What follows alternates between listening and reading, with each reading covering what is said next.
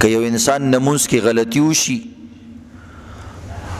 نو بعضې غلطیانې داسې دي چې د هغې د صحیح کولو په مونځ کې خپله طریقه ده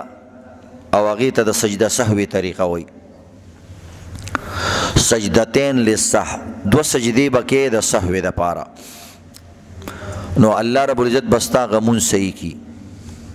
خو بعضې غلطیانې داسې دي چې عزتمندو هغې سره مونځ فاسدېږي، اب دوباره کې. لکه مثلا د انسان نه یو فرض پاتې شو او مکمل ته پاتې شو او سلام مونځ ختم کو، بیا ورته رایاد شو چې مثلا د 2 سجدو په ځای مې یو سجده کړې ده، یا فلانی مونځ کې ما نه رکوع پاتې شوه، یا فلانی رکعت کې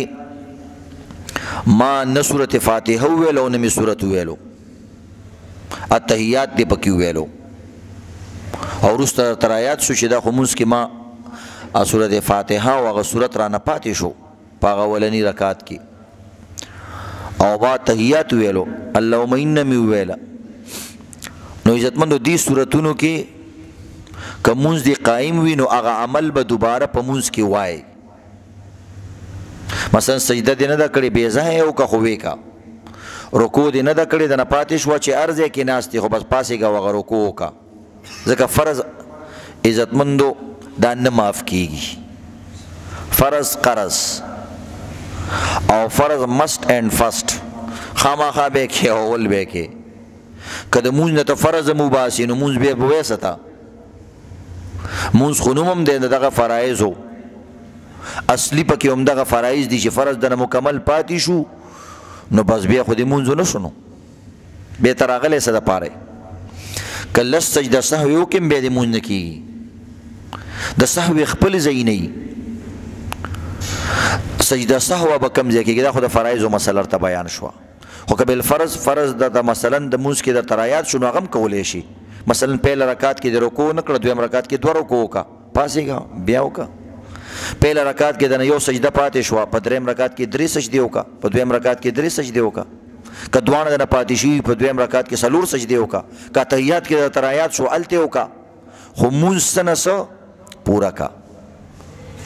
البته چې دا ځای بې ځایه دی دا کارونه وکړو نو د دې دپاره سجده سهوه ده. نو سجده سهوه څه ته وایي او د دې څه حکمت دی او دا به څه طریقې سره کې او کم کارونو سره کې، دا اهم خبره ده. ځکه مونځ موږ ته په ورځ کې 5 پیرې موقع میلاویږي او د دې فرض مونځونو علاوه د سنت مونځ هم موږ ته موقع میلاویږي او د واجب هم میلاویږي. نو د دې وجې نه سجده او د نفل هم ملاویږي. نو مونځونه ډیر دي او د ټولو احکامات د سجده سهو مطابق اکثر یو شان دی. داسې نه چې دا فرض مونځ نه دی خیر دی، نه، مونځ چې هر یو مونځ کې صحیح طریقې سره به کې. نو سجده سهوه څه ته وایي؟ سجده سهوه معنا دا سجده د غلطۍ او د سهوې کېدو دپاره، یعنی چې سهوه د نه وشوه په مونځ کې او د هغې دپاره د کومه سجده په آخر کې وکړله الله درته هغه سهوه معاف کوي، دغې ته وایي سجده سهوه. اسانه خبره ده. سجده سهوه عزتمندو په کومو کارونو کې به کې. نو سجده سهوه په دې کې دی چې فرض د نه بې ځایه شو، مثلا رکوع په خپل ځای کې کولو هغه ځای کې دې ونه کړله، وروسته رایاده شو دې کړه. یو خو رکوع پاتې کېدلو هغه خو درته ویل چې مکمل د نه پاتې شوه مونځ دې نه کېږي، دې کې دې رکوع کړې ده خو بې ځایه دې کړې ده. مثلا صورت فاتحې نه پس ډایرکټ ښکته شوې او یا د نه هېره شوه په دویم رکعت کې دې وکړله، یا مثلا اول رکعت کې یو سجده وکړله، دویمه د نه هېره شوه بیا دې په دویم یا په دریم رکعت کې وکړه. نو ګوره فرض خو دې وکړو خو بې ځایه دې وکړو. دې ته ویل کېږي فرضو کې تاخیر کول. او یا د نه واجب پاتې شو، فرض خو چې پاتې شي مونځ نه کېږي، واجب چې پاتې شي مونځ کېږي، خو سجده سهوه پکې لازمي. نو عزتمندو چې کوم انسان نه واجب پاتې شو، مثلا وترو کې ته اللهم ان پاتې شوه، یا اول رکعت کې سورت فاتحه وویله او بیا اولنی 2 رکعتونو کې خو پسې سورت هم ویل دي، تا نه سورت پاتې شو په ولد دوالین ښکته شوې، نو بس مونځ کوه، خپل مونځ جاري ساته او اخره کې د دې سورت پرېغوستو د وجې نه ته سجده سهوه وکړه. یا مونږ دې شروع کو ډایرکټ سبحانک اللهم ولا اله غیرک نه پس ډایرکټ صورت ته ټوپ کړلې سورت فاتحه د منځ کې پاتې شوه نو سورت فاتحه او سورت ملاول واجب دي نو ګوره واجب ده نه پاتې شو دغه رنګې مثلا 2 رکعاتو نه پس ناسته ده 4 رکعاته مونځ کې او تا نه هېره شوه ډایرکټ پاسې دی بس مه کښېنه اوس مخکې خپل مونځ جاري ساته او کومه غلطي چې دې وکړله نو د دې د تدارک دپاره او د دې نقصان نه د بچ کېدو دپاره او د نقصان ختمېدو دپاره په اخره کې سجده سهو وکړي دا مې ته د واجب مثالونه بیان کړه یا مثلا واجب دی ډبل وکړو تکرار سره دی وکړو مثلا سورت فاتحه دې شروع کړه یو ځل دی ویله دوباره دې بیا سره کړه نو یو پیر سورت فاتحه په پهله رکعت کې ویل پکاري د سورت نه مخکې او تا ډبل ویله ځان نه مونځ کې لګې او دا که واجب مونځ دی او که فرض مونځ دی او که سنت مونځ دی نو تا اوس غلطي وکړله سورت فاتحه ښه شی دی خو ډبل خو بیا نه وی نبي اسلام به یو ځل ویله نو چې ډبل دی وکړله نو کار کې د زیاتې راوستو او یا مخکې صورت کې د نه پاتې شو او صورت دی وویلو نو کمی دی راوستو نو دا عزتمندو مثالونه شو واجب د نه پاتې شو یا واجب د ډبل وکړلو یا فرض دی بې ځایه وکړو د 3 کارونو کې یا 4 کارونو کې سجده سهوه ده دا اسانه قاعده شان شو فارموله شان شو نو دې دپاره به عزتمندو سجده سهوه کې سجده سهوه به کې څنګه او کم ځای کې به کې نو سجده سهوه عزتمندو د مونځ چې کوم اخیری رکعت وي نو چې هر مونځ دی که د 2 رکعاتو مونځ دی هغې اخیری که د 3 د هغې اخیری که 4 د هغې اخیری التحیات تشهد التحیات قاعده باندې چې کېناستې نو مونځ به وایي التحیات به شروع کړي چې کله عبده ورسوله ته ورسېږي دقه ځای کې به سجده سهوه کې نو دلته به یو طرف ته سلام وګرځي السلام علیکم ورحمت الله بعض وی دوانو طرف ته به ګرځي خو دوانو طرف ته چې دی وګرځو مونځ خو ختم شو بیا خو بهرحال هغه هم طریقه شته بعض وی بغیر سلام نه سجده سهوه کولی شي بس ډایرکټ د عبده ورسولو نه ډایرکټ سجدې ته لاړې که څوک غلط شو داسې وکړو هم کیږي خو بهتره طریقه دا ده چې یو طرف ته سلام وګرځئ او بیا 2 سجدې وکړي څنګه سجدې وکړي څنګه چې عام مونځ کې سجدې کې الله اکبر سبحان ربي الاعلى سبحان ربي الاعلى 3 پیرې وې بیا الله اکبر بیا الله اکبر سجده مکمل که بیا راپاسېږه کښېنه 2 سجدې چې څنګه عام د مونځ سجدې دي هغه شان کول دي څه نوې طریقې نشته یا دلته څه نیتونه میتونه پکې نشته دی چې مثلا په خوله باندې نیت ویږي د مونځ به یې ځان له ګډوډ کړي مسله کې دې راله وښکته شوي نو عزتمندو بیا به کښېنې بیا به دوباره د سر نه بیا التحیات شروع کړي پهله هم د التحیات ویلو نیمه پورې اوس بیا د سره وی نو به چې دې طریقې سره د مونځ پوره کو ستا هغه کمې کوتاهي چې تا نه کومه شوې ده الله یې درته معاف کړي دا د سجده سهوي طریقه شوه خو دې کې د یو بلې مسلې خیال ساتل پکاري یو بله مسله ده د سجده سهوي متعلق هغه دا ده چې یو انسان امام سره راشي او امام سره مونځ وتړي 2 رکعت کې پهله رکعت کې 2 رکعت کې یا 3 رکعت کې یا 4 رکعت کې دنه یو رکعت تلی دی انسان ته مقتدی ته وي مسبوق مقتدی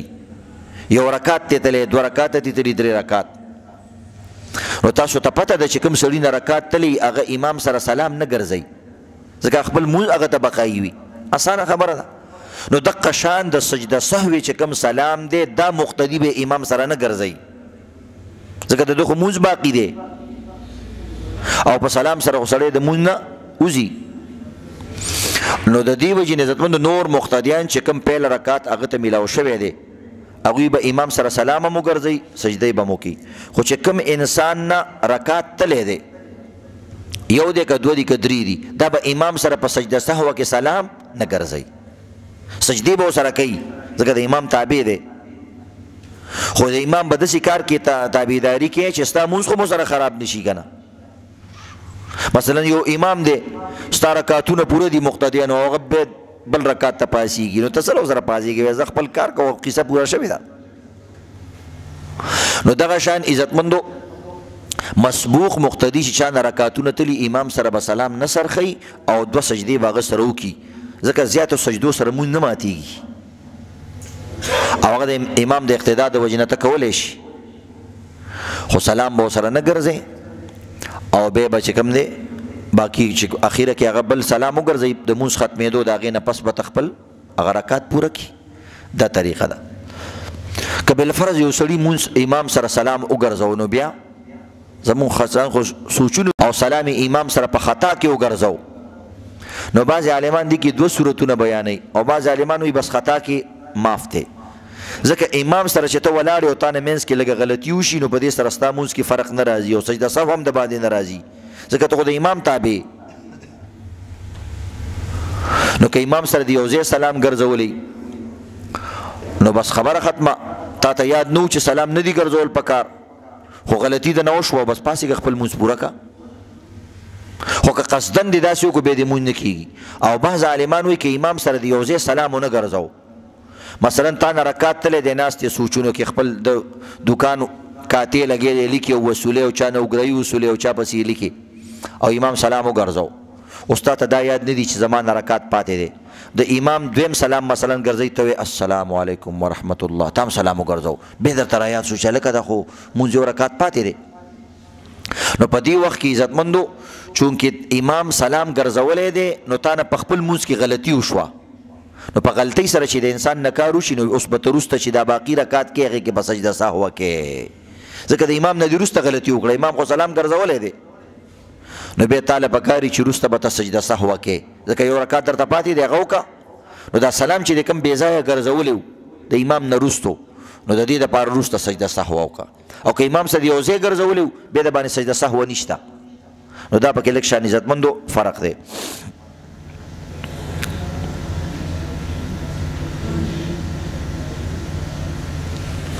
نو دا مسلې وي عزتمندو د دې خیال ساتل پکار چې د انسان مونځ صحیح طریقې سره ادا شي او کامل طریقې سره ادا شي زمونږ مونځونو باندې ځکه زمونږ کارونه نه کېږي زمونږ مونځ کې نقصان یو په نقصاني څیز باندې شی نه میلاویږي یو نوټ دی چاله دی ورکو یو نمبر پکې نشته او هغه ته خیر دی سل کمې راکړه د 100 روپو هغه یو نمبر نشته ته لس نمبرې دي نو لس د سلګونه دي نو یو نمبر کم دی خیر دی سل کمې راکوي ته خو لیونی نمبر چې کمی نه کېږي نو دغه رنګې مونځ کې فرایض وي حق بالفرض یو انسان نه داسې مونځ شو چې د باندې سجده سهوه راتله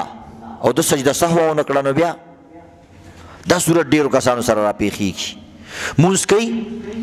او عزتمندو سجده سهوه ترې هېره شي او ذهن کې دی چې کوم بې خو وي نه کړي نو بیا څه کول پکار دي سلام یې وګرځو دواړو طرفونو ته ځان له مونځ دی که واجب دی که سنت دی که فرض دی وروسته ورته رایاد شو چې هلکه ما باندې خو سجده سهوه لازم وه نو اوس د څه وکړم آیا دوباره د سره مونځ وکړم که نه اوس سجده سهوه کېږي دا دوه صورته دي نو عزتمندو یو صورت کې سجده سهوه اوس هم کېږي چې تا دواړه سلامونه هم ګرځولي دي چې داسې کار دې نه کړی چې هغې سره مونځ مکمل ماتېږي مثلا خوراک دې نه کړی او دغه عالمان وایي که چېرته د مازدیګر مونځ تېر وخت رالو نو به د غرمې مونځ بس بیا ناقص ادا شوی دی کمزور ادا شوی دی خو بعض عالمان لکه علامه شامی رحمت الله علیه وایي خیر دی وخت نه پس یې مو که اوس هم ناقص دی خو اوس یې مکمل که که نه بل ټایم کې مکمل که ولې ناقص چیز د الله دربار کې لیږي تا سره عمر شته ژوند شته وخت دې نشته په خپل ټایم کې دې ادا نه کړو په بل ټایم کې ادا که که څنګه چې ته مونځ د نه قضا شي بل ټایم کې کې نو دا مونځ دې ناقص کړی دی خیر دی بل ټایم کې وکړه او بعض عالمان وایي وروسته بیا نشته نو زه دې دواړو قولونو کې ګنجایش ته که چا وکړو ډېره ښه ده که ویې نه کړو نو هم ګنجایش لري نو ګوره دا د سجده سهوې اهم مسلې وي دا مې درته بیان کړې